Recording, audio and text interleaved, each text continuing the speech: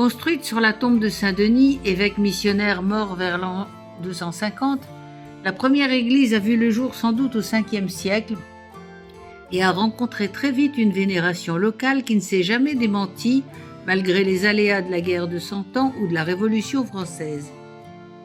Mais en 1837, la foudre tombe sur la tour et sa flèche haute de 90 mètres. Elles ne seront pas reconstruites jusqu'en 2024, où le projet enfin financé débute.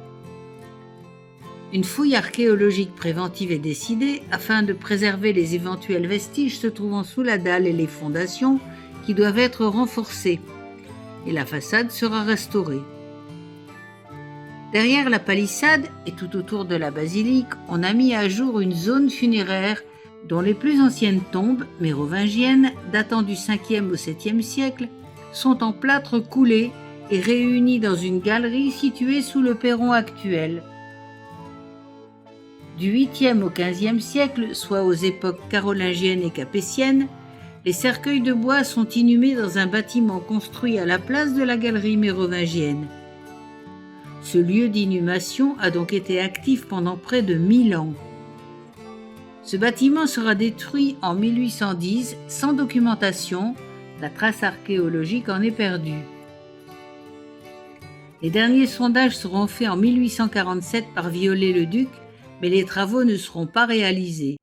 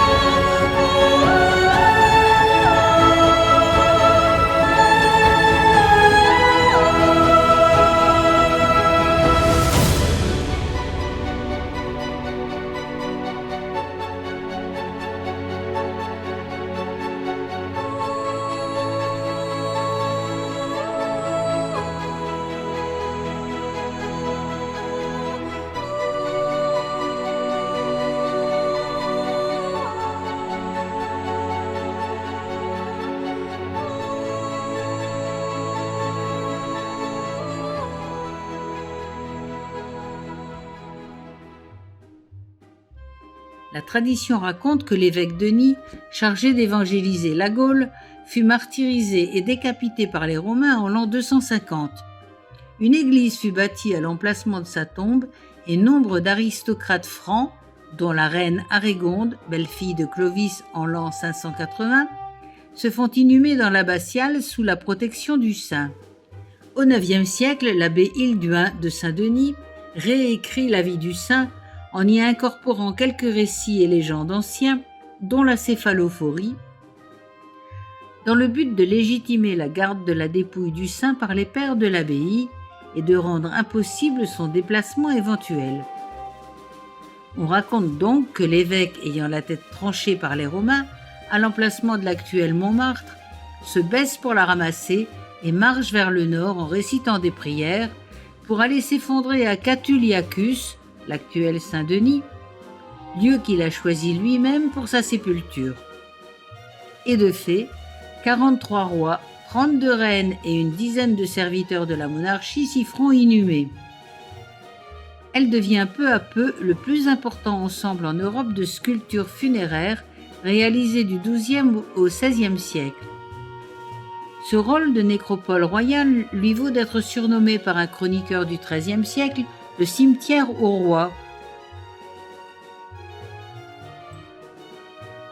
Au total, le monument abrite aujourd'hui pas moins de 70 gisants et tombeaux. Malgré la perte du tombeau de Saint-Louis au XVe siècle et la destruction des tombeaux des Bourbons en plomb et transformés en balles de fusil lors des guerres de la Révolution de 1789.